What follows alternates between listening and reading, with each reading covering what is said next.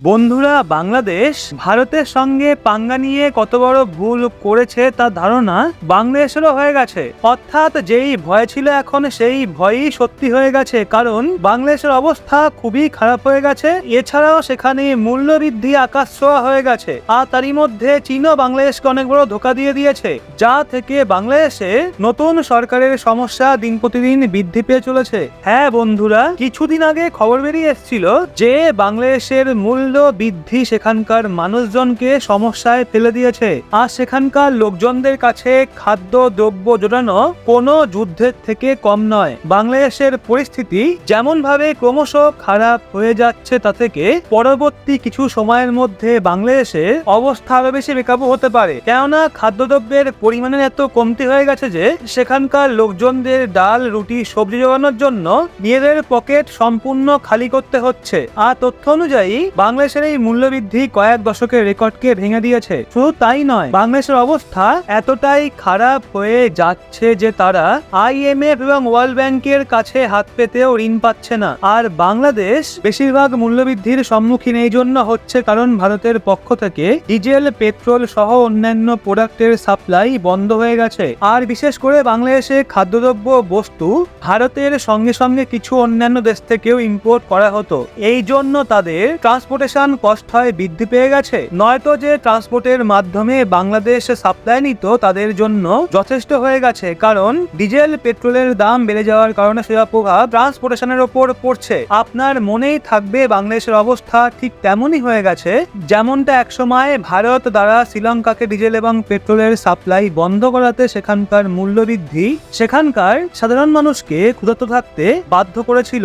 অর্থাৎ এখানে প্রশ্ন আসে, এখানে বাংলাদেশও কি পাকিস্তান শ্রীলঙ্কার রাস্তায় চলতে শুরু করে দিয়েছে? তো পুরো ডেভেলপমেন্ট কি তা জানতে ভিডিওর শেষ অবধি অবশ্যই থাকবেন। কিন্তু এগিয়ে যাওয়ার পূর্বে যেভাবে ভারত বাংলাদেশকে নিচু হতে বাধ্য করেছে, তো তার জন্য ভিডিওটা লাইক করতে কিন্তু একদমই ভুলবেন না। যবে থেকে বাংলাদেশে মোহাম্মদ ইউনূসের সরকার গঠন হয়েছে তখন থেকেই বাংলাদেশের অবস্থা আরো বেশি খারাপ হয়ে যাচ্ছে। কেননা এরা একদিক দিয়ে ভারতের ওপর উল্টোপাল্টা অভিযোগ তো লাগাচ্ছেই, আর অন্যদিকে ভারতের জায়গায় চীন এবং পাকিস্তানের সাথে হাত মিলিয়ে নিজেদের ব্যবসা বাণিজ্যকে বাড়িয়ে ভারতের সঙ্গে পাঙ্গা নেওয়ার চেষ্টা করেছে। আর তাদের এই ভুলই বাংলাদেশকে দিনকে দিন ডুবিয়ে দিচ্ছে। এবং কিছুদিন আগেই বাংলাদেশের মূল্যবৃদ্ধি নিয়ে এমন কিছু তথ্য সামনে উঠে এসছে যা থেকে বাংলাদেশের সত্যতা সবার সামনে বেরিয়ে আসছে, যে কিভাবে বাংলাদেশ নিজেদের দ্বারা লাগানো আগুনে নিজেরাই জ্বলছে।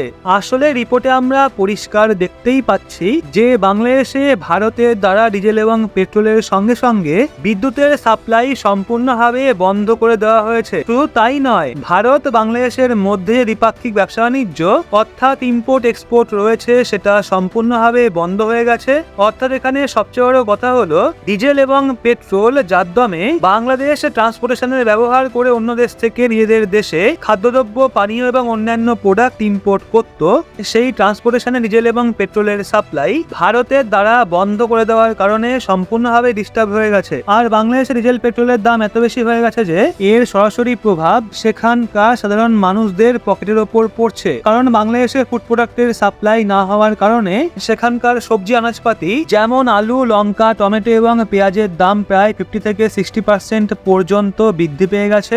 অন্যদিকে ইন্ডিয়ান ফুড প্রোডাক্ট বাংলাদেশে এক্সপোর্ট বন্ধ হওয়ার কারণে ভারতের বেশ কিছু জায়গায় মূল্যবৃদ্ধির লেভেল কম হওয়া শুরু করে দিয়েছে। আর এরই মধ্যে বিভিন্ন লোক বয়ে যাওয়া গঙ্গাতে হাত ধুতে প্রস্তুত হয়ে গেছে, কারণ মূল্যবৃদ্ধির প্রভাব শুধুমাত্র মানুষের খরচের ওপর পড়ে না, বরং স্টক মার্কেটের ওপরও পড়ে। আর মার্কেট কখনো দ্রুত গতিতে ওপরে, আবার কখনো বা হঠাৎ নিচে নেমে যায়। অন্যদিকে বাংলাদেশের অবস্থা এতটাই খারাপ যে মিটের দাম 3 থেকে 4 গুণ বৃদ্ধি পেয়ে গেছে, আর বিভিন্ন লোক নিজেদের খাবারের পরিমাণ কম করতে বাধ্য হয়েছে। এছাড়াও যে সমস্ত বিভিন্ন লোক খাদ্যদ্রব্যে মিটের ব্যবহার করে তার পরিবর্তে তারা কাঁঠাল ব্যবহার করছে। আর মাছ, যেটা বাংলাদেশের মানুষজনদের গুরুত্বপূর্ণ খাবার ছিল, সেটা এখন তারা পর্যাপ্ত পরিমাণে পাচ্ছে না। কেননা ফিশিং করার জন্য বেশিরভাগ জেলে নৌকার ব্যবহার করে, আর সেই নৌকাগুলোকে অপারেট করার জন্য ডিজেলের ব্যবহার হয়। কিন্তু ডিজেলের আকাশ ছোঁয়া দামের কারণে জেলেদের ফিশিং এর জন্য নৌকা ব্যবহার করতে অনেক খরচ করতে হচ্ছে, কারণ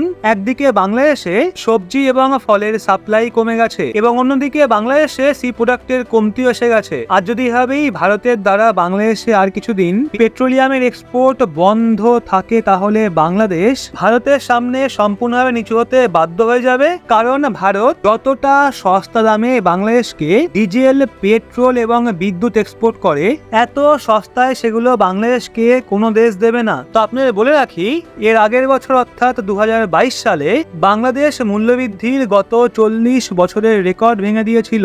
আর সেই সময়ও সবজি এবং খাদ্যদ্রব্যের আইটেমের দাম অনেক বেড়ে গেছিল।